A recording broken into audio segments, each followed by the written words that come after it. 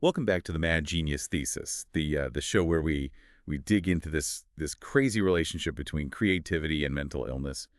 You know, we're always kind of dancing on that edge, trying to figure out what it is that sparks genius.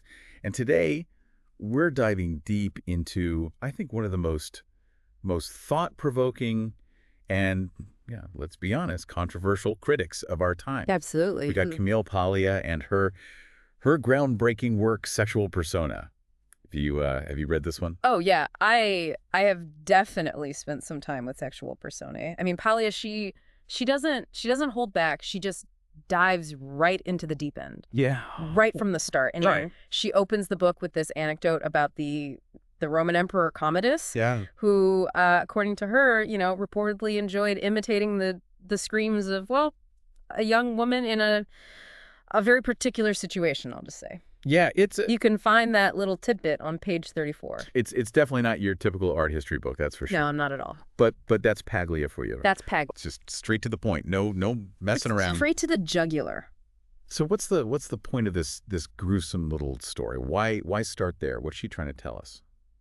Well, I think it really sets the stage for her entire argument. Oh. She's saying that Western art, it's not this kind of this pretty picture, this nice thing to look at. It's a battleground, a battle between these two massive forces, the Apollonian and the Dionysian. Oh yeah, the Apollonian and Dionysian, those ring a bell from college. Right. The age-old struggle between order and chaos, control and this kind of raw primal energy. Yeah. And she sees these forces playing out in art, through these larger than life figures that she calls sexual personae. So it's not just about like the technical skill of the artist or the beauty of the work itself. No. There's this raw primal energy that's like pulsing beneath the surface. Exactly. That's what she's getting at. It's exactly. There's this tension between control and letting go. Okay. And for Paglia, that tension is often expressed, sometimes very explicitly through sex and power. Through sex and power. Yeah. Wow. Okay. Before we get too far into the weeds here, Yeah. let's back up just a bit. Sure. Can you give us kind of a Paglia 101, like for those of us who, maybe haven't had the pleasure of reading her work yet? Sure. Who is she? What's her deal? All right. Well, so imagine a feminist scholar, Okay. but one who totally throws out the rule book. Yeah. Someone who loves classical art and literature. Right. But she also embraces pop culture and rock and roll. Oh, interesting. That's Camille Paglia. I mean, she is brilliant. Yeah. She's provocative, and she absolutely refuses to shy away from the darker, the more uncomfortable aspects of human nature, frankly. Yeah. I feel like that's what we're all about here on this show. Yeah, that's why she's perfect for this show. That's why we love her so much. So, so let's dig into these two forces she keeps talking about: the Apollonian and the Dionysian.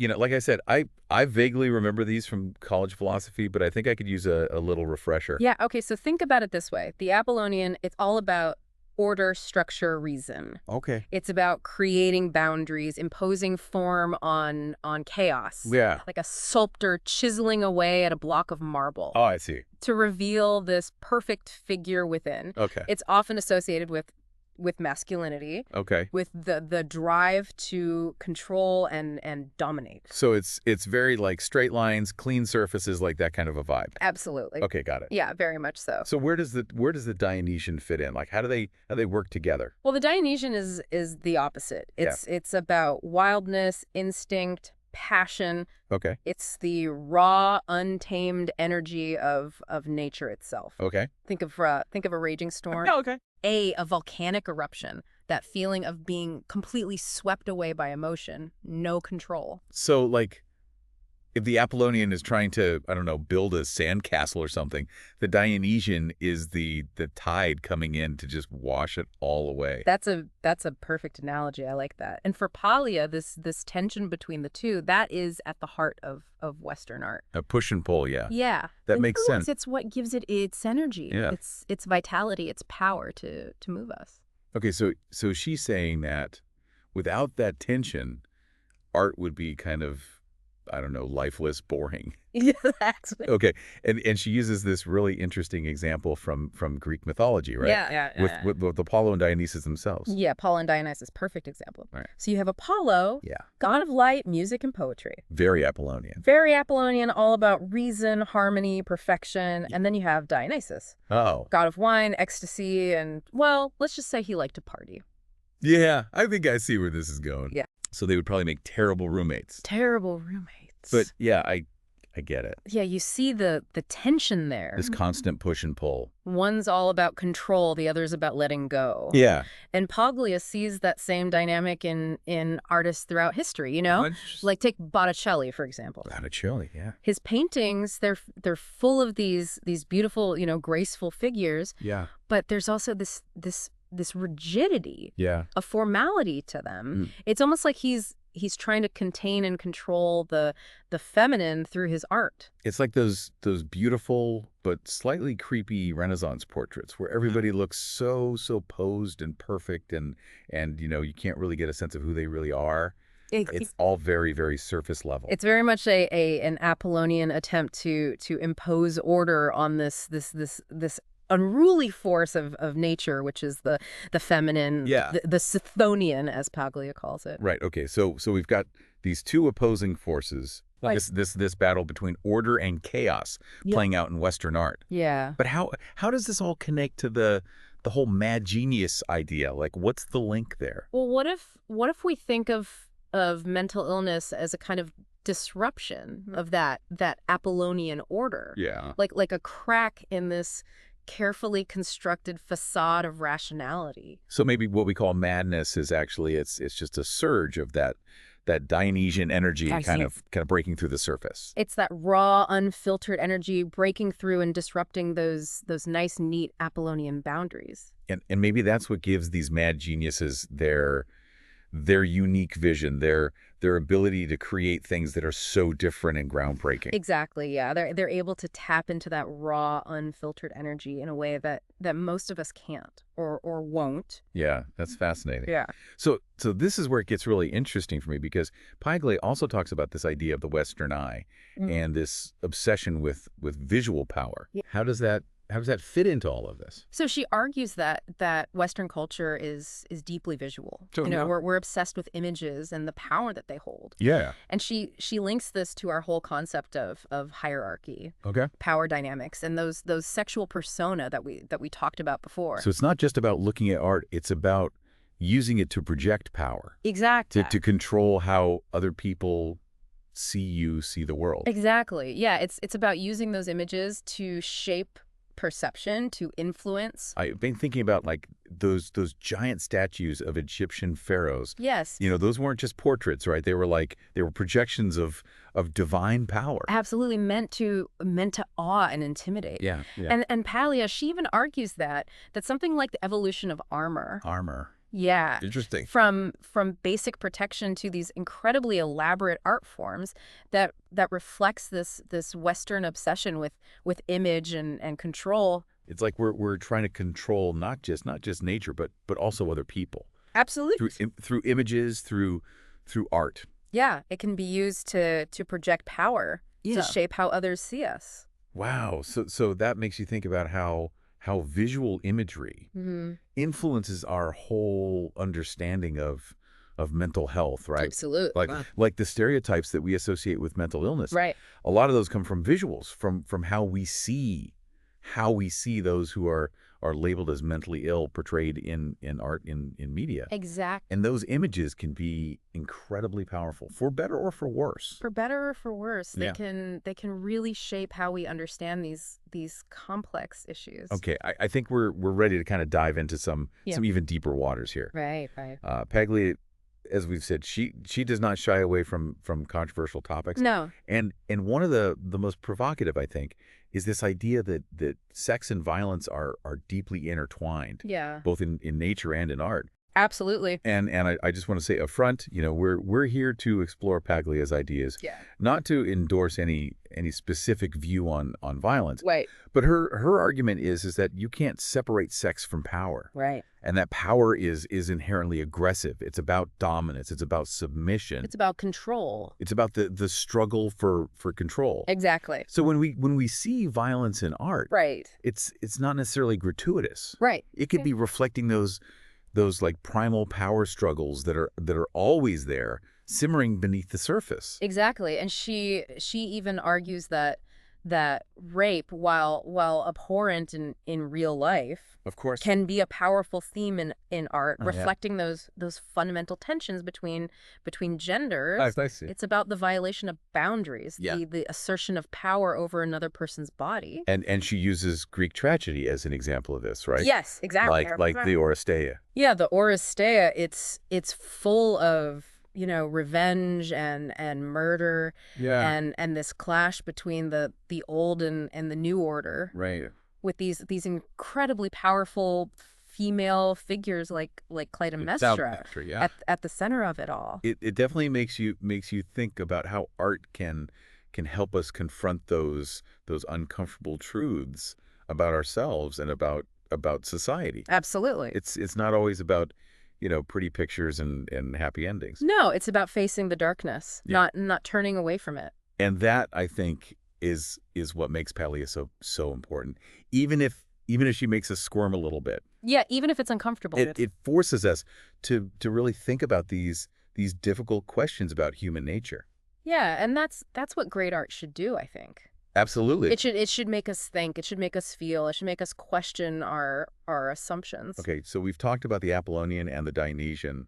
We've talked about sex and violence and how they play out in art. Yeah. Another fascinating thing that Paglia explores is the theme of gender ambiguity in art. Yes.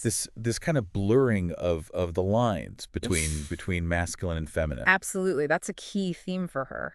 Why is that so important to her argument? What's she getting at there? Well, she sees those blurred lines as a kind of creative rebellion. Okay. A way of challenging those rigid social norms that try to define who we are and how we're supposed to express ourselves. And those who defy those norms, right? They're often the ones that are labeled as different, as outsiders. Yeah. Which when you think about it, that's often the case with artists who are considered mad geniuses, right? Absolutely. They don't fit neatly into those boxes that society tries to put them in. No, they don't fit into the boxes. And maybe that's part of what makes their art so powerful, so unique. They see the world differently. They experience it on a different level. Yeah. And that's what allows them to create art that's both groundbreaking and unsettling, art that makes us question our assumptions about the world and about ourselves. Exactly. It challenges our perceptions. It forces us to see things from a new perspective. She finds examples of this gender ambiguity everywhere, right? Oh, yeah, it's everywhere. I mean, Shakespeare practically built his career on cross-dressing characters. Right. Think about Rosalind. Rosalind. In As You Like It, she disguises herself as a man and creates this whole world of comedic chaos. Yeah. Turning gender roles and expectations upside down. On pages 199 and 200 of Sexual Personae, Paglia actually goes into a pretty deep analysis of Rosalind's character. Yeah, she really breaks it down. And then you have, the Greek goddess Athena, born fully formed from Zeus's head. Right. Talk about defying traditional gender roles. Yeah, no kidding.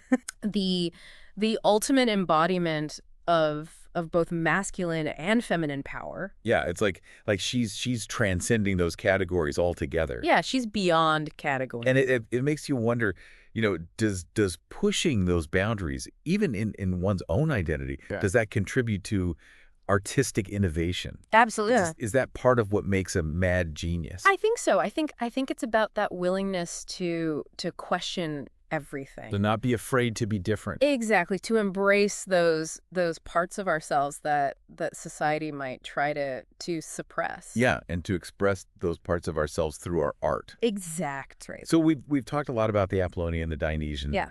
But I want to make sure we have time to talk about decadence. Okay. Because I think this is like a huge part of Paglia's theory. Yes, absolutely. And one that I think is really relevant to our discussion of Mad Genius. Yeah. So what is she talking about when she talks about decadence? Well, she's talking about this specific artistic movement that grew out of Romanticism. Okay. But it took a bit of a dark turn. Okay.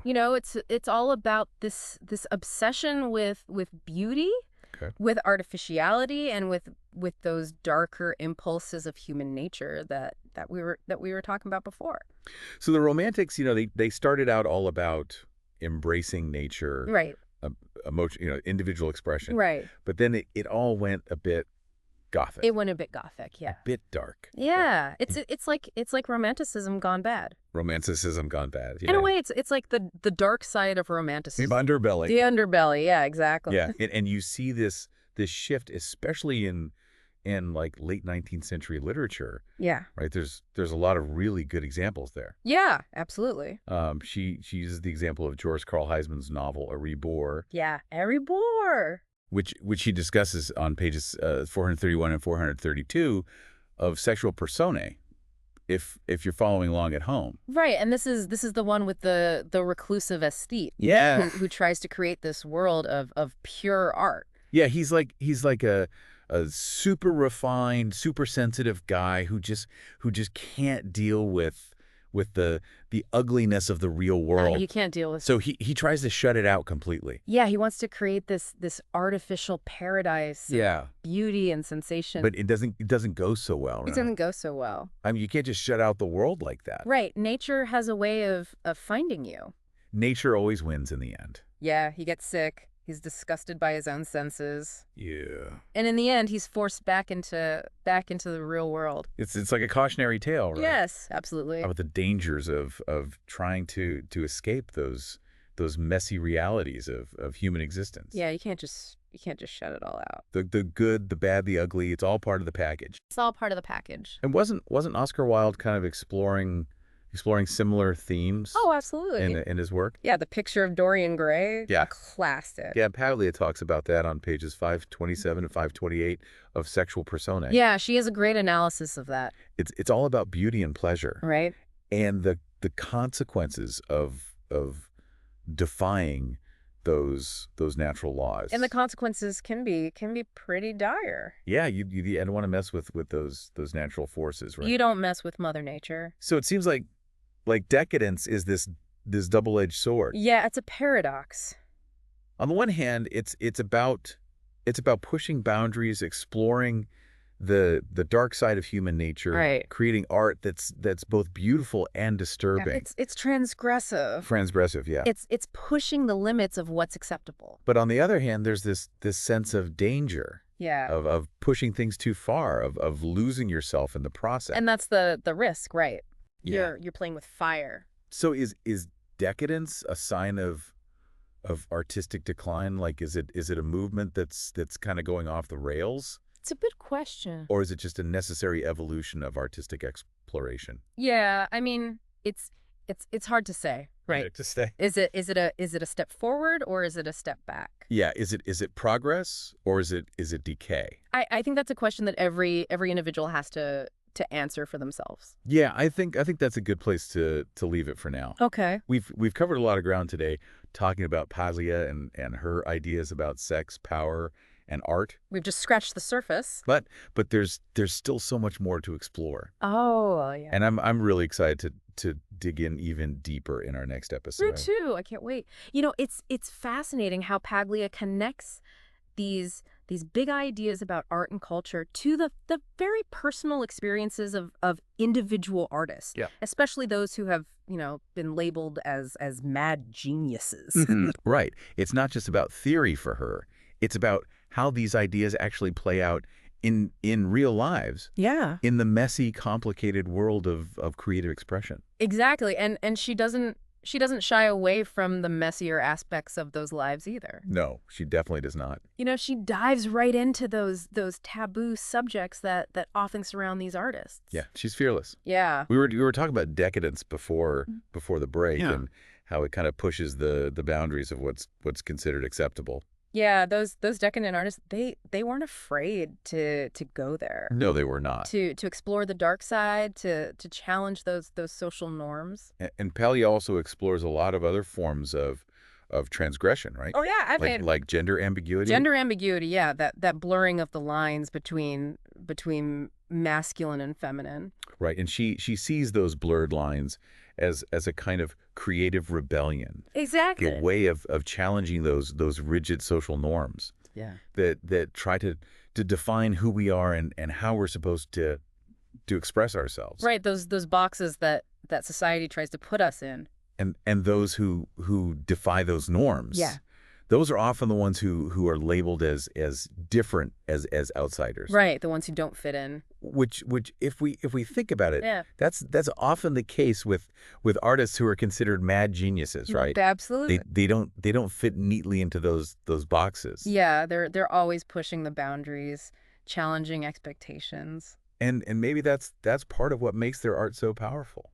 Yeah, I think you're onto something there. They see the world differently. They experience it on a different level. Right. And that's what allows them to create art that's both groundbreaking and unsettling, art that makes us question our assumptions about the world and about ourselves. And that's what we need, right? Yeah. We need art that challenges us, that makes us think. It's not always about, pretty pictures and happy endings. No, sometimes it's about those dark, uncomfortable truths that we don't want to face. But that we need to face. Exactly. Art can help us do that. This makes me think about those specific examples of decadence we were discussing earlier. Yeah, like a rebors. Yeah, a reboard, the picture of Dorian Gray. Yeah. There's this sense of danger in those stories. Right, like they're walking on the edge, they're pushing things too far. Yeah, this feeling that the pursuit of pure beauty or pure pleasure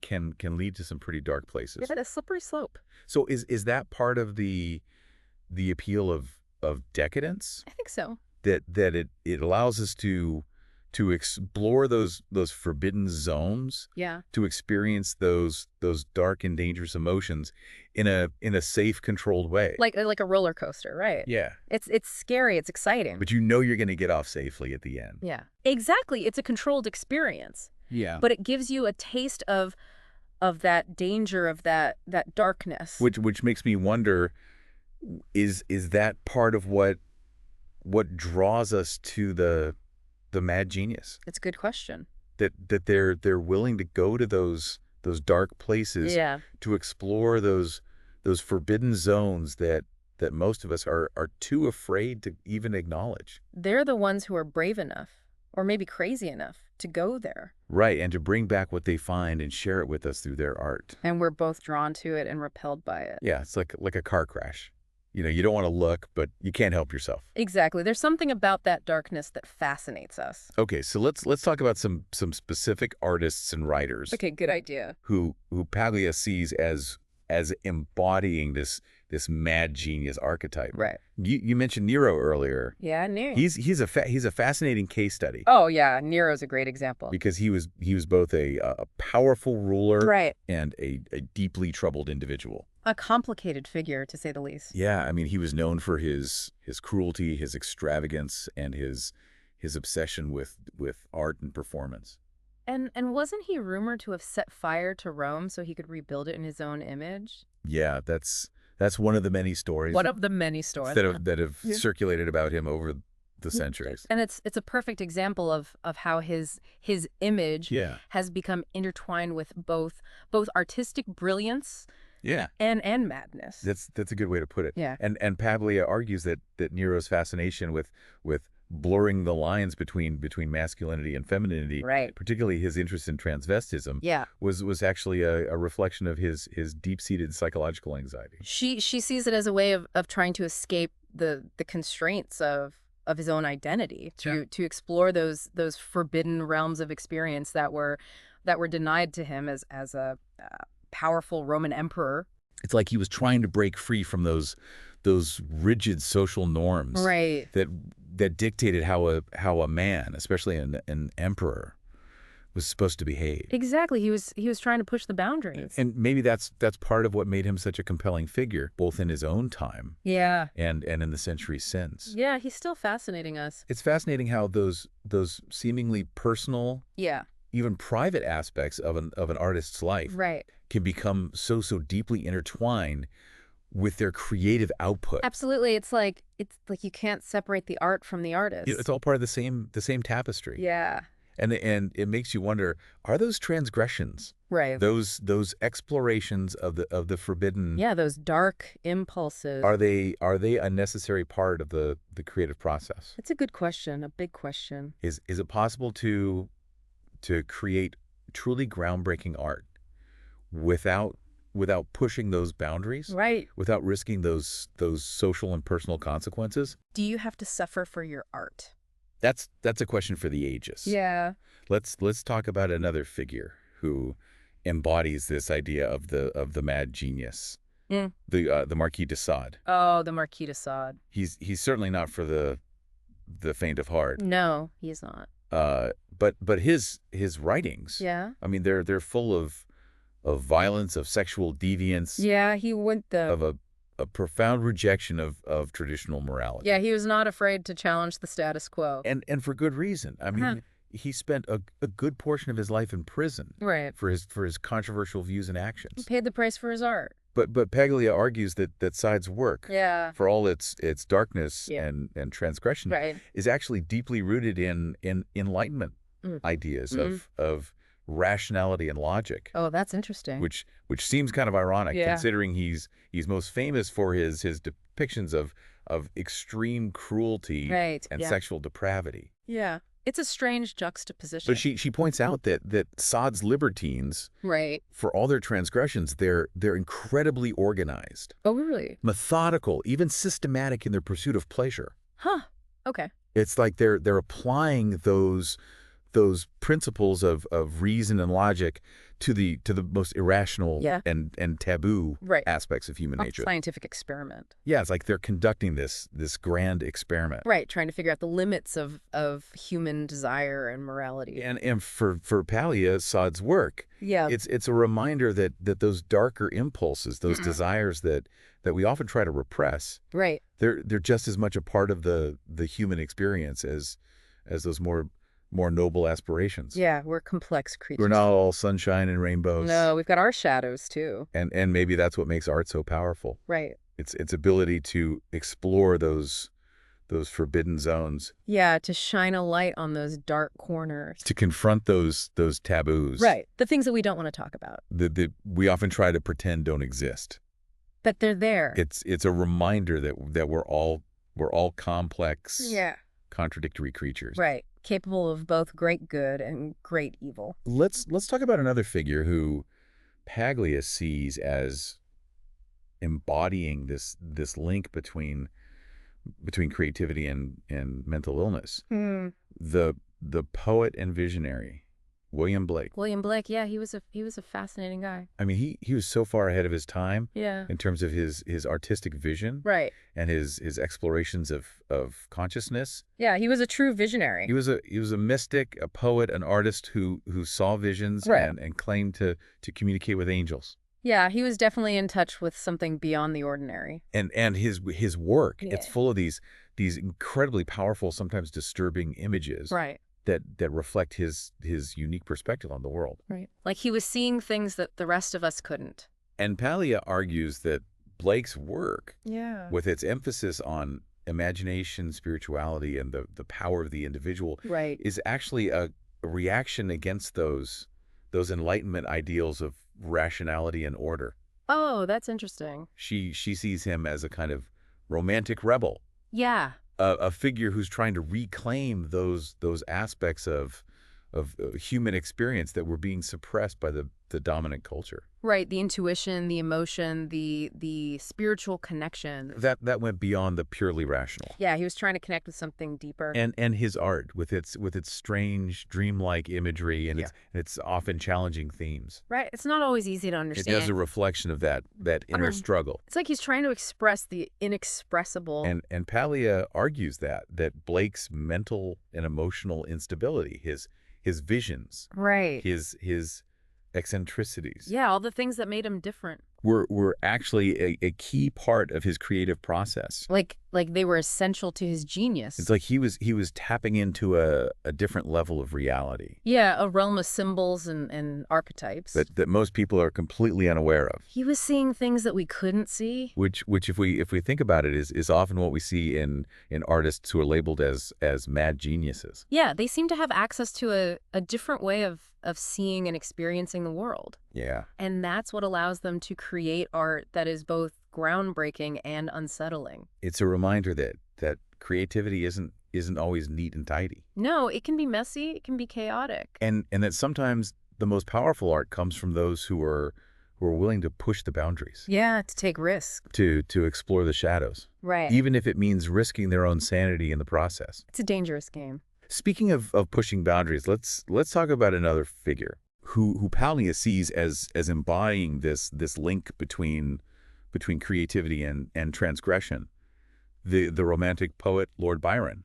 Ah, Lord Byron, the original bad boy of literature. He was a rock star before they were rock stars. Exactly. He lived life on his own terms. He was known for his flamboyant personality, his scandalous love affairs, and his passionate advocacy for social and political change. He was a rebel. Yeah. A true romantic. And his poetry, Yeah. with its emphasis on emotion, individualism, and defiance of convention. Right, he poured his heart and soul into his work. It really captured the spirit of romanticism like no other writer of his time. He was the voice of a generation. And Paglia argues that Byron's work, Yeah. with its themes of exile, alienation, and the search for meaning in a world that often seems hostile to individual expression, is a reflection of his own deep-seated psychological anxieties. She sees him as a kind of Byronic hero. You know, a figure who's both attracted to and repelled by the constraints of society, Right. who longs for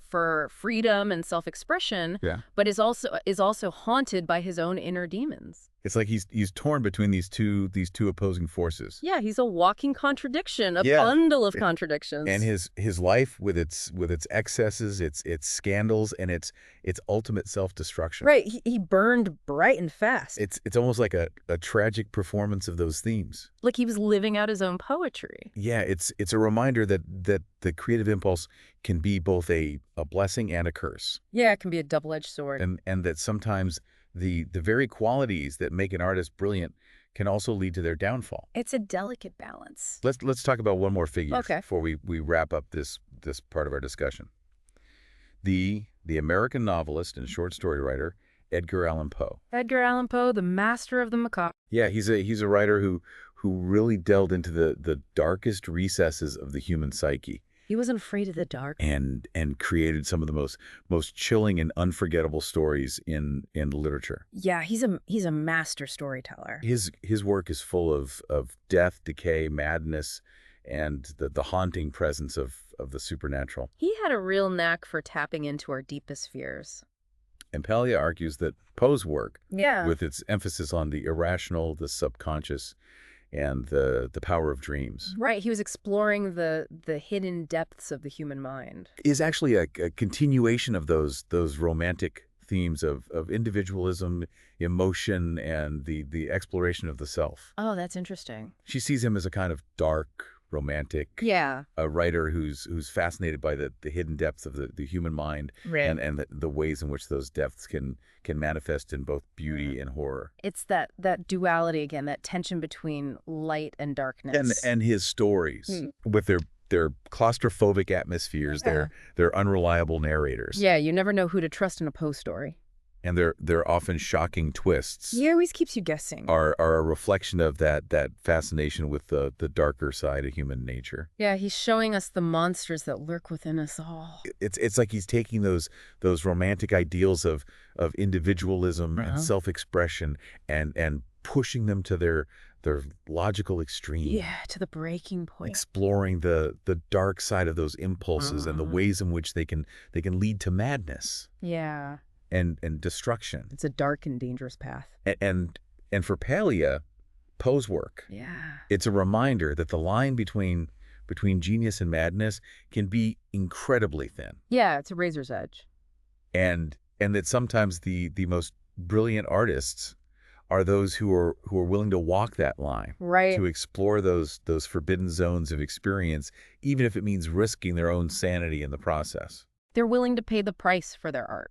Yeah, that's a great place to pause for now. Okay. When we come back, Yeah. we'll delve even deeper Right. into Camille Paglia's Sexual Personae Sounds good. and explore how her theories play out in the works of other fascinating figures. Welcome back to the Mad Genius Thesis. We're still deep in the world of Camille Paglia and her sexual personae, trying to make sense of this whole connection between creativity and what some might call madness. Right. And we've been talking about how she sees this constant tension, this battle between the Apollonian and the Dionysian as being like central to Western art. Right. This idea that you can't have one without the other. Exactly. Yeah. It's like two sides of the same coin. And how those forces are often expressed through sex, through power, and what she calls the Western eye. Right. This deep fascination with visual imagery. Yeah. And its power to influence, to control. One of the things that's really been sticking with me is this idea of decadence. Decadence, yeah. We've touched on it, throughout the episode. Yeah. But I think it's worth circling back to because it feels so central to understanding Paglia's view of the mad genius. Oh, absolutely. Yeah, decadence is key to her whole argument. So just to kind of recap, Yeah. For those who might have missed it, Right. decadence, it's not just about beautiful things or indulging in pleasure. Right. It's not just about being hedonistic. It's a specific artistic movement Okay. that emerged as a kind of darker reflection of romanticism. Embraces beauty, Yeah. but also artificiality, transgression, and even those darker impulses of human nature. Right. The stuff that we usually try to keep hidden. Exactly. The stuff that we don't want to talk about. And we've talked about some pretty intense examples like Baudelaire, Baudelaire, Poe. Poe, of course. Huysmans, Wilde. Right, the big names. These were artists who weren't afraid to delve into the shadows. No, they weren't afraid of the dark. To confront those uncomfortable truths about ourselves and the world around us. Right, they were willing to look into the abyss. And what's fascinating is that Paglia sees these decadent themes playing out not just in the content of the art, Right. but also in the style. Yeah, the aesthetic itself is decadent. Right, that lush, Yeah. over the top aesthetic. The obsession with detail, the sense of artifice, of theatricality. It's all about creating this heightened, Yeah. almost unreal experience Right, like you're stepping into a different world. for the viewer or the reader. It's a world of beauty and darkness and strangeness. Like they're saying, we're not gonna to shy away from the darkness. Yeah, we're going to embrace it. We're gonna embrace it. We're gonna explore it We're going to make it beautiful. and make it beautiful. Yeah, turn it into art. And maybe even more importantly, Right. they're saying we're gonna do it on our own terms. Yeah, we're not going to follow your rules. We're gonna challenge your expectations and make you question your own assumptions about what art should be. It's a rejection of the status quo. So how does all of this, how does this tie back to this idea of the mad genius? Well, I think for Paglia, many of the artists who get slapped with that label, the ones who are seen as brilliant, Yeah. but also troubled, eccentric, maybe even a little dangerous. They often exhibit those same decadent tendencies. They're pushing boundaries. Yeah. They're exploring those forbidden zones. Right. They're not afraid to go there. And they're doing it in a way that's both captivating Yeah. and unsettling. It's like they have this power to draw you in, Yeah. but also to make you a little bit afraid. It's like you're tapping into a different level of consciousness. Yeah, like they're seeing things that we can't see. A realm of imagination Right. and creativity. A world beyond our everyday experience. That most of us can only glimpse from from afar. And that's what makes it so fascinating, right? Yeah. We're drawn to that which we don't understand. And terrifying too. Oh, absolutely. Yeah. There's a sense of danger there. Makes me think about those moments in history when art movements really shook things up. Right. Like when something new and different comes along and challenges those old conventions. Like the pre-Raphaelites. Pre-Raphaelites. They were considered pretty radical in their time. Oh yeah, they were definitely shaking things up. They were all about breaking free from the rigid conventions of academic art. Right. They wanted to create something new, something fresh, something that was more in line with their own vision. They embraced sensual beauty. Yeah. Emotional intensity. They weren't afraid of feeling. And they weren't afraid to dive into mythology, symbolism. Right. They were drawing inspiration from all sorts of sources. Even the occult. Yeah, they were interested in the mysterious, the unknown.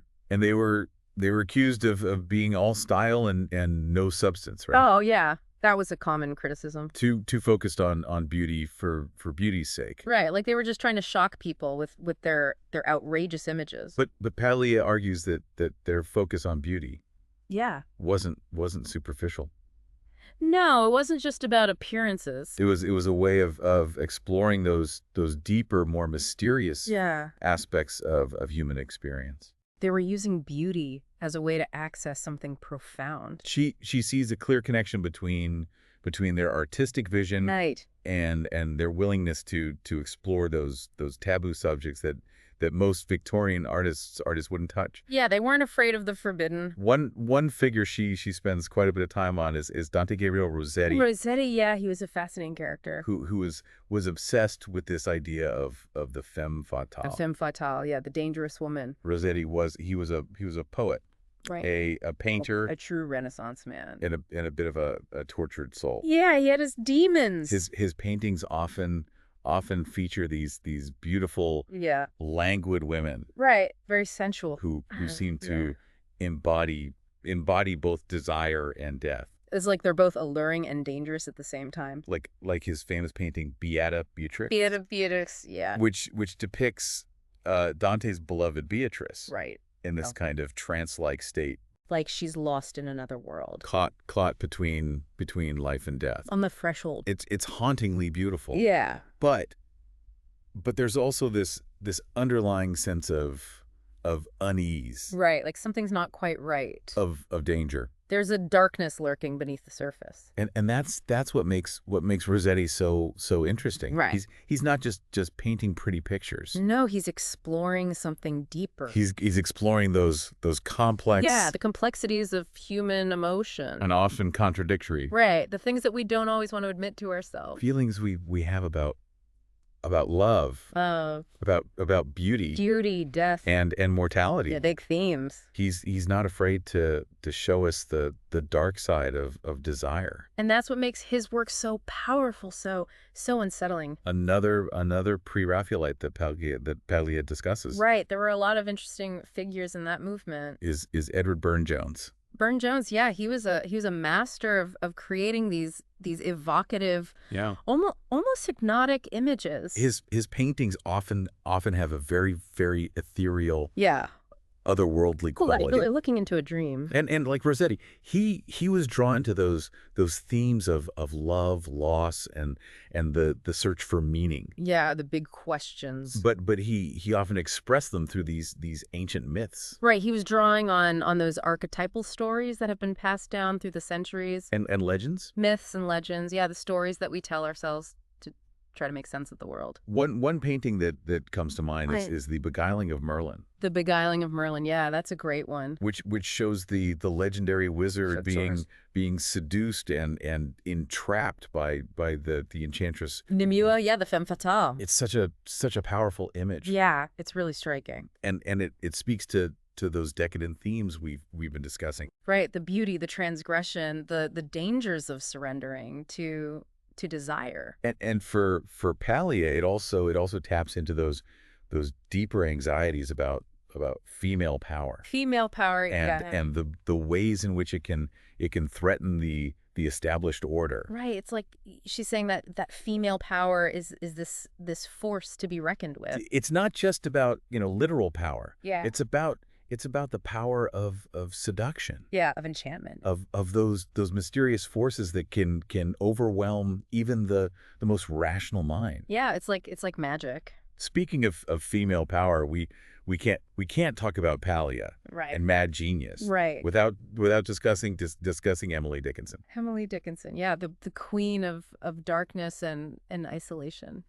Emily Dickinson, what a fascinating and enigmatic figure. Yeah, she was a real mystery. She lived this incredibly reclusive life. Right, she was a hermit. And yet her poetry is full of these incredibly powerful. Yeah, her words just they cut right through you. And often disturbing images. Yeah. that explore the deepest, darkest corners of the human psyche. She wasn't afraid to go there. She writes about death, Yeah. about isolation, about madness, those big existential questions. Yeah, the things that we all think about but don't always want to talk about. That we all grapple with but rarely confront so directly. Yeah, she was fearless in her exploration of the human condition. And what's so interesting is that Paglia sees Dickinson's poetry, Right. for all its darkness and intensity, Yeah, it's not exactly light reading. as being deeply rooted in those Puritan traditions The Puritan tradition. that shaped her upbringing, Oh, that's interesting. I wouldn't have expected that. which seems kind of counterintuitive, doesn't it? Yeah, I mean those strict Puritan beliefs seem so at odds with the themes that she's exploring. Right. You wouldn't think that kind of environment would produce a writer like Emily Dickinson. Yeah, it seems like a very unlikely pairing. But Paglia argues that Dickinson's work Right. is actually a kind of rebellion against those restrictive beliefs. Oh, okay. It's a way of reclaiming her own voice, Yeah. of exploring those forbidden zones of experience. Right, those things that she wasn't supposed to think about or talk about. That were denied to her as a woman Good. living in a patriarchal society. So she found a way to express them through her art. And her poetry, Yeah. with its unconventional structure. Right, she wasn't following any rules. It's bold metaphors. Her language is so unique. And it's often shockingly direct language. Yeah, she didn't hold back. Is a reflection of that rebellion. It's like she's saying, I'm not going to be silenced. Yeah, it's like she's saying, I'm not going to play by your rules. I'm going to create my own language, Yeah. my own world, Her own universe. even if it makes you uncomfortable. And it did make a lot of people uncomfortable. And Paglia suggests Yeah. that Dickinson's mental and emotional isolation, Right, her reclusiveness. her reclusiveness, her eccentricities. and her eccentricities, all the things that made her different. or were actually crucial to her creative process. Like she needed that space, that solitude to create. Like she needed that distance from the world. Right, to shut out the noise and listen to her own inner voice. That freedom from social constraints to truly explore the depths of her own mind and imagination. She was a true original. So after spending all this time with Camille Paglia Right. and her Sexual Personae, A fascinating book, a challenging book. what can we say about this link between creativity and mental illness? It's a big question, one that we've been wrestling with this whole episode. Is there a clear answer? I don't think there's a simple answer, no. Right. I think Paglia's work, it shows us that it's a lot more complicated Yeah. than just saying, mental illness causes creativity. Right. Or all creative people are mentally ill. It's not a simple cause and effect relationship. No, it's much more nuanced than that. Right. It seems like it's more about a certain sensibility, A way of seeing the world. a way of seeing and experiencing the world that can lead to both Right, it's like a double-edged sword. creative brilliance and psychological turmoil. Yeah, you can't have one without the other. It's about that willingness to push boundaries, To take risks. to confront the darkness, It's to confront those uncomfortable truths. yeah, about ourselves and about the world around us. And that can be a difficult, even dangerous path. Oh, absolutely. Yeah, it's not for the faint of heart. But it can also lead to some of the the most powerful and enduring works of art. The art that stays with us, that changes us. And it's a path that many of those artists that we label as mad geniuses. Right, the ones who dared to be different. Have chosen to walk. Whether consciously or unconsciously. Whether consciously or not. They were drawn to that edge, to that liminal space between brilliance and madness. And maybe that's what makes their work so compelling. Right, because it gives us a glimpse into those hidden depths. Yeah, those unexplored territories of the human psyche. The things that we're all afraid to look at but can't help but be fascinated by. It challenges us, it provokes us, and ultimately I think it enriches our understanding of what it means to be human. It reminds us that we're all more complex than we think we are. So to wrap things up, right. I wanna leave our listeners with a question.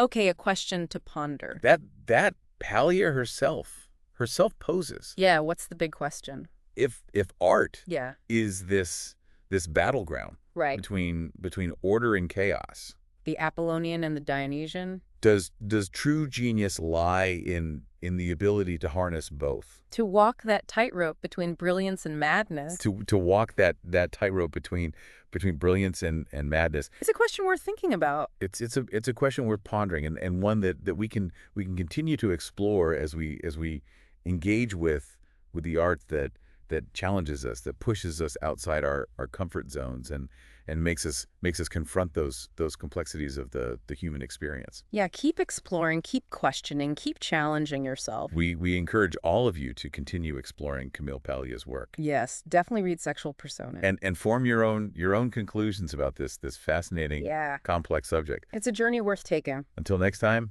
keep questioning. Keep exploring. Keep exploring and keep diving deep into those ideas that make you think. And that make you feel. And that make you feel something. Because that's what art is all about. That's what art is all about.